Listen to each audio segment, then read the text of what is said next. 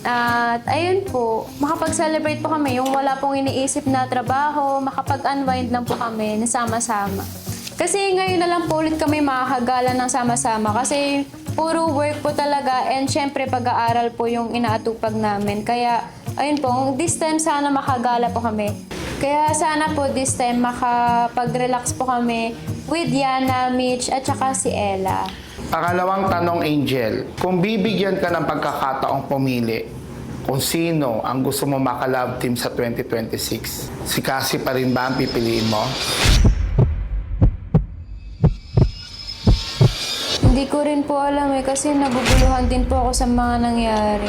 Kasi ang dami pong mga naganap, naguguluhan po yung utak at isipan ko.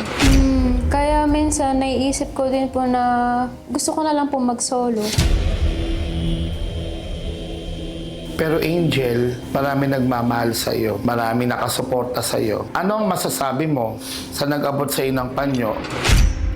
Sobrang nagulat po ako kasi may dumating po na may nag-abot po sa akin ng panyo. Kasi ang iniisip ko lang po nung time na yun, umalis na po tsaka umuwi na sa bahay kasi nasasaktan na po ako ng sobra. Alam mo bang darating si Justin o mga oras na yun? Hindi po. Sobrang unexpected po talaga.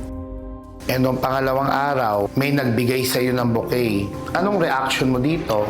About naman po dun, grabe din po yung effort kasi naramdaman ko po na talagang sumusubaybay siya sa mga nangyayari sa amin dito sa Rancov. Kaya yun po, na-appreciate ko din po. Alam mo kung gaano kagrabe ang effort ni Mitch para puntahan ka rito at bigyan ka ng bouquet.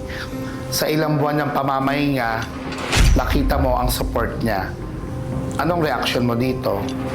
Nagulat nga din po kasi 'di ba po bigla na lang po siyang nawala dito sa Rancov sa mga vlogs namin.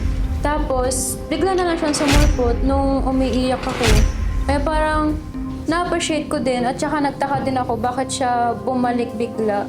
Paano naman yung nagbigay sa'yo ng chocolates? Ine-expect mo ba na may darating pa na isa?